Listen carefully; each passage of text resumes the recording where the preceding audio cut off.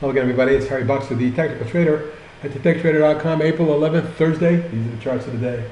Mixed session on Wall Street. The S&Ps were pretty much unchanged, and only a late rally brought them back from a definitive loss. But technicals were kind of weak. Not a bad day. I'd have to say it's a good consolidation pullback day. But a lot of stocks we follow are still doing well, and here's a few of them. AIRG Airgain with a big 5-day thrust, particularly today when the volume was the biggest volume we've seen since basically the time it went public.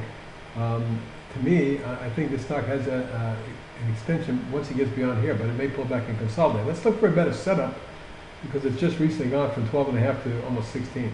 My targets are 18 and 21, 22 zone. We'll see if we can get that going. CATS, swing trade CATS after consolidating. Today popped a little bit. 69 cents or 5.3%. Volume is very light. I need to get this thing to pop above 14.5 3/4 to get it going, targeting 18 and 23. DOMO popped out of a wedge today, up 233 or 6.2%. A good volume on an increase. I would now look for a retest of the highs upwards of the 46.7 zone, and then longer term, high 50s. EDAP continues to mojo up the channel after the big breakaway gap on big volume. This one looks like it wants to be a $6.5, $6.75 stock, if not more. EHTH, one of our picks for the year, is still absolutely stellar. Popping out of a 4-day flag today, it jumped another 266 or 4%. It looks to me like this is headed eventually. Mid-70s and high 80s. PGNX, breaking out of a base and pulling back to retest. Today exploded. For 43 cents or 8.5%, 2.3 million, pretty good volume for that stock, and it looks to me like it's finished the base and is breaking out. It should quickly test 5 3/4, but I'm looking for 6 3/4 to test the gap from back in September.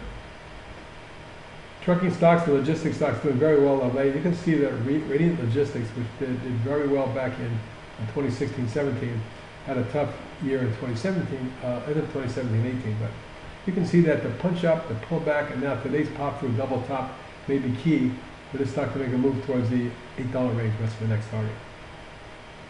SC, one of our swing trades, I've been waiting for this to develop some sort of bullish consolidation and then break out, which it did today, or at least it appears it did. Popping out of that falling channel or a wedge, coil, whatever. Line picked up to 6.4 million, best in about 3 weeks. I fully expect a retest of the 25 range short term, but my target's 30.31. SNDX looks like this V bottom with the right-handed extended platform, and now the test of the recent highs could lead to a $9 stock as quickly as the next couple days.